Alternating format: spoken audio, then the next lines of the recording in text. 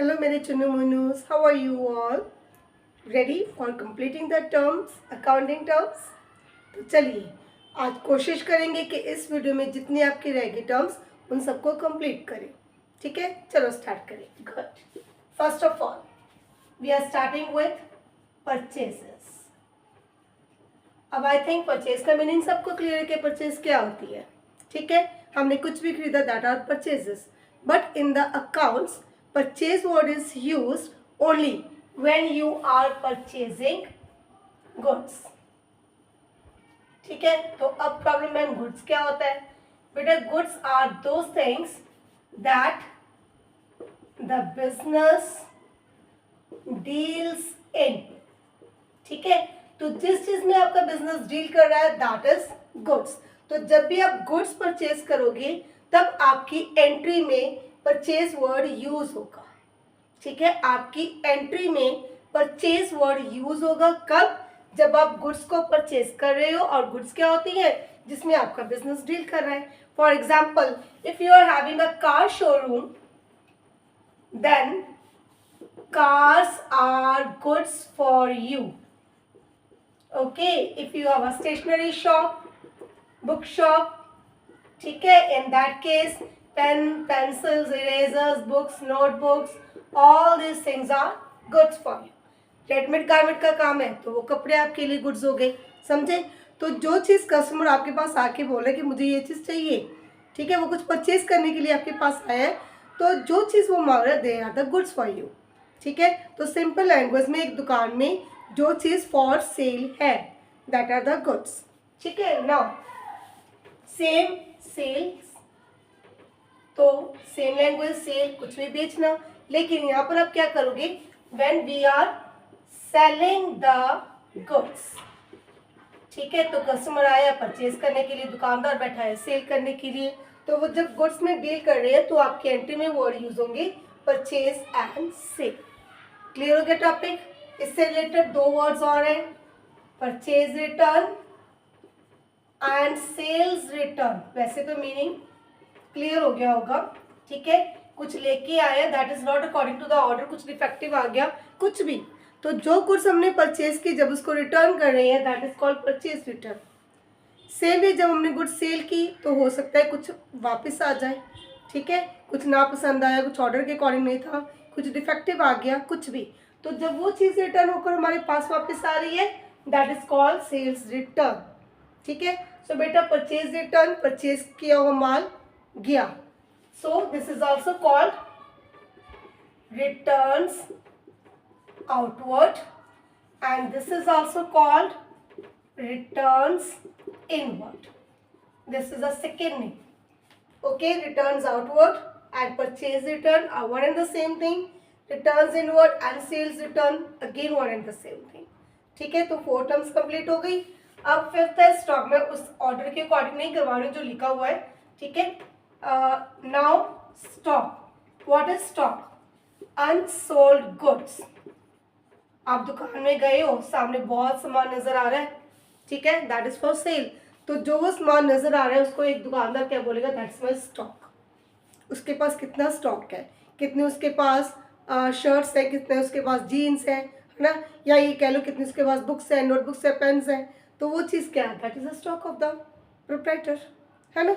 चलो अब इसके बाद स्टॉक बेटा it is opening stock and closing stock. Opening stock जैसे नाम बोल रहा है उसका opening, then this is at the starting of the year. ठीक है, वैसे नॉर्मली आप बोलोगे 1 Jan, लेकिन फाइनेंशियल ईयर बेसिकली स्टार्ट होता है 1 April. ठीक है, तो चलो जैसे भी आपका ईयर स्टार्ट हो रहा है 1 April 1 Jan एक बिजनेसमैन का, तो एक फर्स्ट ऑफ द मंथ जो उसके पास स्टॉक है दैट इज ओपनिंग. ठीक है, मैं 1 April के अकॉर्डिंग ही लेके चल रही हूँ. Closing 31 March 25. तो जब हमारा साल खत्म हो रहा है, क्लोज हो रहा है, उस वक्त हमारे पास जितना स्टॉक होगा उसको क्लोजिंग स्टॉक बोलोगे, है ना. साल स्टार्टिंग में जितना दे that is opening stock. Okay, I think easy है ना. चलो अब तो छोटी छोटी टर्म्स रहेगी. Now sixth is debtors. Debtors क्या बेटा? जिनको आप सेल्स कर रहे हो. If the goods are sold on credit. तो जिन लोगों को सामान सिर्फ और सिर्फ गुड्स, तो जिनको मैंने गुड्स उधार सेल की वो सारे लोग मेरे लिए क्या हो गए, डेटर्स हो गए। Goods are sold, please be very careful, goods are sold on credit. अगर मैंने किसी को लोन दिया, मैंने पैसा उस पर भी लेना है, लेकिन वो इंसान मेरा डेटर नहीं है। तो डेटर सिर्फ कौन है, जिनको मैंने गुड्स सेल किया ऑन क्रेडिट, अब उससे मैंने पैसा ले रहा, सो दे आर माय डेटर्स। ठीक है, अब इसके साथ रिलेटेड एक वर्ड क्या है, bill receivable. I know I am little bit fast, so that we can start the important chapters. Bill receivable बेटा, अब अगर मैंने डेटर्स को बिल ऑफ एक्सचेंज से मेरी डीलिंग होगी, ठीक है, मैंने उनको बिल ऑफ एक्सचेंज इशू कर दिया। ये बिल ऑफ एक्सचेंज क्या भला है बेटा, बिल ऑफ एक्सचेंज में होता है each and everything is return. ठीक है, मैंने किसको किस डेट को कितना सामान किस रेट पर सेल किया, अब वो इंसान किस डेट को मेरे को पैसा वापस करेगा, इवन के प्लेस भी मेंशन होगी कि कहाँ पर। ठीक है, तो ये एक तरह आपके पास लीगल प्रूफ हो जाता है कि वो पर्सन आपका पैसा नहीं लौटा रहा, so you have a proof. ठीक है, आप एक नोटरी को सेंड करोगे सो दैट उसको एक तरह का नोटिस भेजना कि भाई तेरा पैसा ड्यू हो गया, मेरे को भेज दे। वो पर्सन नहीं भेज रहा तो आप उसके अगेंस्ट केस कर सकते हो। ठीक है, तो अब जब मैंने उस पर्सन को बिल ऑफ एक्सचेंज भेज दिया, उसने एक्सेप्ट कर लिया, तो वो डेटर मेरा बिल रिसीवेबल बन गया। I am repeating the last line, वो डेटर मेरा बिल रिसीवेबल बन गया, पर्सन वही है। ठीक है, तो बिल ऑफ एक्सचेंज नहीं issue, I am simply calling him he is my debtor. जब बिल ऑफ एक्सचेंज इशू हो गया, then that person comes in the list of bill receivable. ठीक है, मैंने उससे पैसा लेना है, मेरे लिए वो bill receivable. Now next term is creditor. Creditors बेटा कौन होते हैं, to whom goods from whom goods are purchased on credit. तो जिन लोगों से मैंने उधार सामान परचेज किया, तो वो लोग मेरे लिए क्या है, क्रेडिटर्स। अब मैंने उनको पैसा देना है, so these are my liabilities, these are my assets, these both are my assets. ठीक है, इनसे मैंने पैसा लेना है, so these are my assets. इसको मैंने पैसा देना है, मैंने सामान गुड्स उधार ली थी। ठीक है, so these are my creditors. अब same bill of exchange issue हो गया, तो ये लोग क्या बन गए, बिल्स पेएबल। ठीक है, we have exchanged bill of exchange. ठीक है, एक पार्टी दूसरी पार्टी को बिल भेज रही है, जिसने सामान सेल किया, सेलर परचेजर को भेज रहा है, बायर को भेज रहा है, तो वो उस पर साइन करके एक्सेप्ट कर लेगा कि ठीक है भी मैंने मान लिया कि मैंने तेरा पैसा देना है। ठीक है, ये चैप्टर वैसे आपके सिलेबस से कट ऑफ हो चुका है, लेकिन ये वर्ड्स आपको आएंगे, सो इनकी नॉलेज होनी आपको बहुत ज़रूरी है। ठीक है, तो बिल ऑफ एक्सचेंज जब दो पार्टीज में एक्सचेंज हो गया, तो वो एक के लिए बिल रिसीवेबल है, दूसरे के लिए वही बिल पेएबल है। ठीक है बेटा, अब नेक्स्ट क्या है, डेटर्स और बिल रिसीवेबल, इन दोनों को प्लस कर दो, दीज बिकम्स ट्रेड रिसीवेबल्स। ठीक है, अब क्रेडिटर्स और बिल पेएबल को प्लस कर दो, तो ये बन जाते हैं ट्रेड पेएबल्स। ठीक है, so trade receivables are debtors plus bill receivable and trade payables are creditors plus bills payable. ठीक है, इतना हो गया। अब 10th टर्म यहाँ पर लिख दो। हाँ जी बेटा जी, 10th क्या है, बैड डेट्स। अब बैड डेट्स क्या है बेटा जी, अगर डेटर्स में से कोई इंसान आपका पैसा नहीं दे रहा, ठीक है, वो उस जवाब देगा कि मैं पैसा नहीं दे रहा, तो वो क्या होगा, बैड डेट्स। मोस्टली बोलते हैं ना कि मेरा पैसा मर गया, वो नहीं दे रहा मेरा पैसा। ठीक है, तो अगर कोई इंसान आपका पैसा ना दे, तो वो पैसे आपके लिए क्या हो जाएंगे, they are the bad debts. Okay, money not recovered from the debtors. ठीक है, क्लियर हो गया। अब नेक्स्ट टर्म क्या है बेटा, इंसॉल्वेंट। इंसॉल्वेंट हम बोलते हैं दिवालिया, इंसान का दिवालिया निकल गया, वो कंगाल हो गया। ठीक, then his liabilities are more than his assets.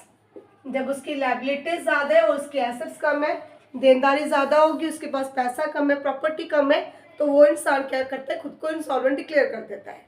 ठीक है, तो सरकारी पर्सन आती है, गवर्नमेंट है ना, तो वो क्या करते हैं, उसकी प्रॉपर्टी को सेल करते हैं और जितना पैसा रिकवर होता है उससे उसकी लायबिलिटीज को पे ऑफ करते हैं। क्लियर हो गया?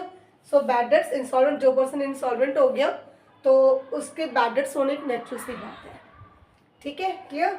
वो सारा पैसा नहीं पे कर सकता, कुछ पैसा वो पे कर रहा है। नाउ आफ्टर दैट लॉस, आप सबको पता है।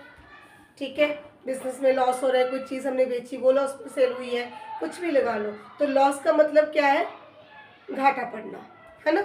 अब इसके बाद चलो मैं इरेज करके कर देती हूँ। हाँ जी, नेक्स्ट टर्म है हमारे पास, 3 टर्म्स आपस में रिलेटेड है। इंग्लिश में आपको लगेगा कि मीनिंग सेम है, बट अकाउंटेंसी में there is a little bit difference between the 3। One is profit, चलो पहले रेवेन्यू कर रही है, रेवेन्यू, प्रॉफिट एंड गेन। अब रेवेन्यू क्या है बेटा, नेट सेल्स। नेट सेल्स क्या है, total sales minus sales return. Sale में से सेल रिटर्न माइनस कर दो, you will get net sales, and net sales are also called revenue. ठीक है, तो अगर इंसान ने, आपको एक दुकानदार ने आइसक्रीम सेल की फॉर ₹50, तो वो 50 उसके लिए क्या है, रेवेन्यू। बट आप सबको पता है कि 50 उसका प्रॉफिट नहीं है, तो 50 आप देख के आए लेकिन 50 उसका प्रॉफिट नहीं है। प्रॉफिट कैसे निकालोगी, रेवेन्यू में से कॉस्ट माइनस करो and you will get the profit. उसका खर्चा कितना हुआ। ठीक है, आपने आइसक्रीम कोन लिया, आपको 50 का सेल हुआ, उसको खुद को वो कितने का पड़ा। ठीक है, तो वो उसकी कॉस्ट हो गई। सो रेवेन्यू में से कॉस्ट माइनस करो, you will get the profit. अब गेन क्या है, गेन होता है बेटा, this is gain is profit of abnormal nature. Abnormal nature क्या हो गया अभी, for example asset sold on profit. ठीक है, आपके पास एक मशीनरी थी that was worth ₹70,000 but sold it for ₹95,000। ठीक है, तो जो ये 25,000 है दैट इज द गेन। ठीक है, of capital nature of abnormal nature. ठीक, अब ये चीज़ सिर्फ कॉमर्स वालों को ही पता होगी, तो नॉर्मल इंसान कहेगा मेरा प्रॉफिट हो गया, लेकिन अकाउंट्स वाले क्या बोलेंगे, मेरा गेन हो गया। ठीक है, क्लियर? तो प्रॉफिट और गेन में डिफरेंस क्लियर हो गया। प्रॉफिट इज ऑफ रेगुलर और नॉर्मल नेचर, आप रूटीन में सेल करते हो, सेल से जो आपको कमाई होती है, जो आपको बचता है, दैट इज द प्रॉफिट। ठीक है, so this is of regular and revenue nature, this is of abnormal और you can see capital nature. ठीक है, कभी कभी जो प्रॉफिट होता है, कभी कभी जो पैसा में मिल रहा है, ठीक है, प्रॉफिट के रूप में, सो that is called the gain. Okay, चलो ये भी हो गया। अच्छा बेटा, प्रोप्राइटर आपको ऑलरेडी बता चुकी हूँ। प्रोप्राइटर कौन है, he is the sorry, proprietor is the owner of the business. तो जो बिजनेस का मालिक है, जिसने रिस्क उठाया, ठीक है, he is taking the risk. Profit भी वो खाएगा, तो रिस्क भी वही इंसान उठाएगा। ठीक है, he is taking the risk, he is the owner of the business, he will earn the profit, he can also face the losses, so that person is the proprietor. ठीक है, इसके बाद डेबिट एंड क्रेडिट। बेटा जब आप एक journal entry डालोगे तो हमेशा उसका एक डुअल एस्पेक्ट होता है। डुअल एस्पेक्ट मतलब वो डबल असर डालेगा। एक चीज को आप डेबिट करोगे, सेकेंड को आप क्रेडिट करोगे। ठीक है, so debit and credit they are the 2 parts of a journal entry. Same जब आप कोई अकाउंट भी बनाओगे, ठीक है, एक दिन आपको करवाया था एक फर्स्ट वीडियो में account, it has 2 sides, debit and credit side. T shape account होगी तो उसके हमेशा 2 sides, debit and credit side होगा। ठीक है, देन एंट्री, कोई भी ट्रांजैक्शन आप बिजनेस में कर रहे हो, सेल करते हो, परचेज करते हो, मैंने कोई न्यू मशीन, कोई एसेट परचेज की है, ठीक है, मैंने अपने एम्प्लॉयज को सैलरीज पे की, बिल्डिंग का रेंट पे किया, क्लियर। तो जो भी हम कर रहे हैं उसकी हम क्या करेंगे, एक जर्नल एंट्री डालेंगे। ठीक है बेटा जी, क्लियर?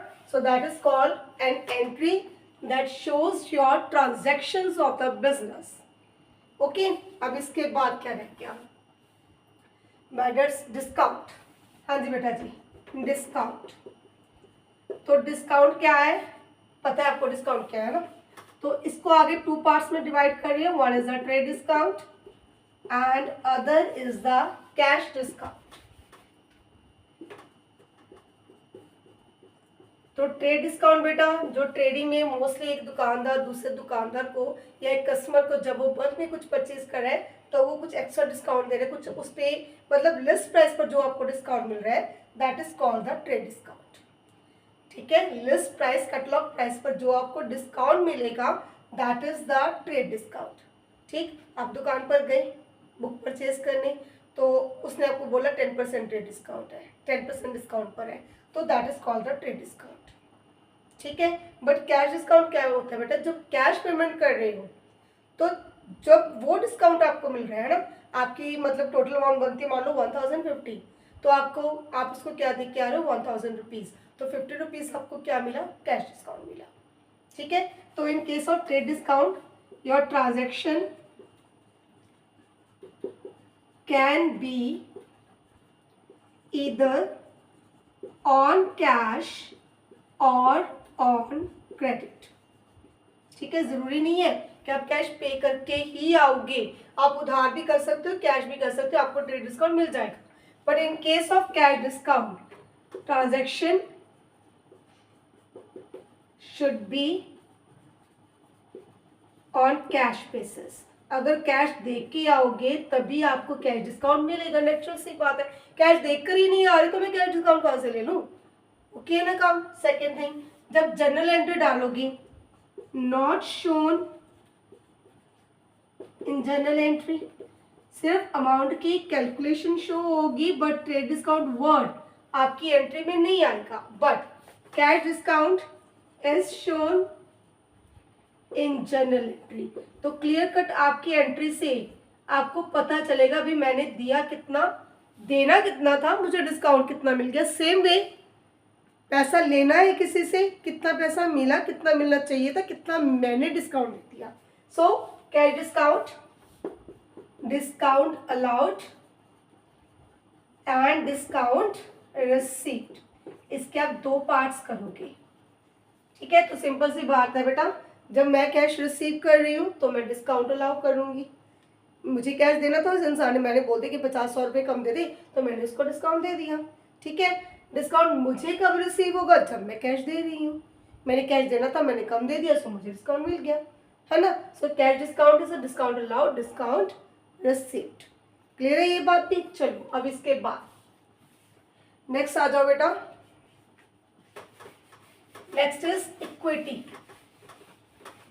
चलो इक्विटी से पहले कुछ और कर रहे हैं। इक्विटी से पहले हम करेंगे expense. Now what is expense? Expense is that part of expenditure that part of expenditure that is consumed during the current year।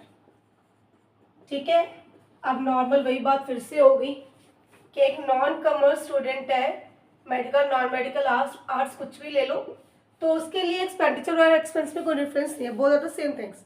But एक कॉमर्स स्टूडेंट एग्जैक्टली बता सकता है what is the difference between expenditure and expense. ठीक है, तो expenditure क्या है बेटा? खर्चा। वो खर्चा इस साल के लिए और आने वाले सालों के लिए भी हो सकता है। फॉर एग्जाम्पल एडवर्टाइजमेंट, ठीक है, तो वो खर्चा मेरा 5-6 साल 7 साल मुझे बेनिफिट दे के जाएगा, है ना। लेकिन इसमें हम क्या कह रहे हैं? Expense that is consume during the current year. तो एक्सपेंडिचर का वो पार्ट है ना, या वो खर्चे जो इसी साल में कंज्यूम हो चुके हैं। ठीक है, मैंने उनके बदले जितना, अगर मैंने किसी को पैसा दिया तो उसके बदले मैंने सर्विसेज इसी साल में कंज्यूम कर ली। ठीक है, for example commission paid, rent paid, salary paid, interest paid. ठीक है, इनमें से कोई भी अपने माइंड में लेके आओ कुछ भी।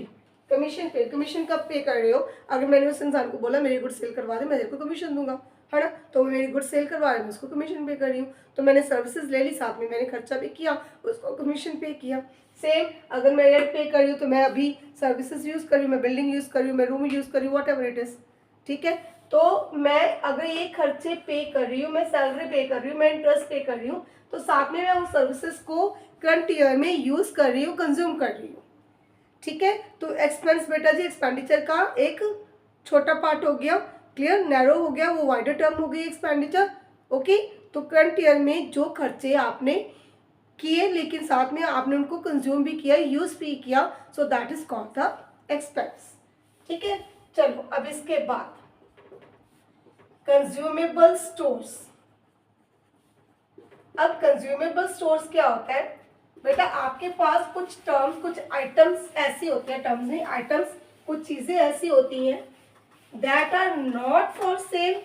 ठीक है, ऐसे तो ऐसी भी नॉट फॉर सेल है एक शॉप में, है ना, लेकिन कंज्यूमेबल स्टोर वो है बेटा जो चीज आप कॉन्टिन्यूस यूज भी कर रहे हो, यूज करके वो खत्म भी हो रही है।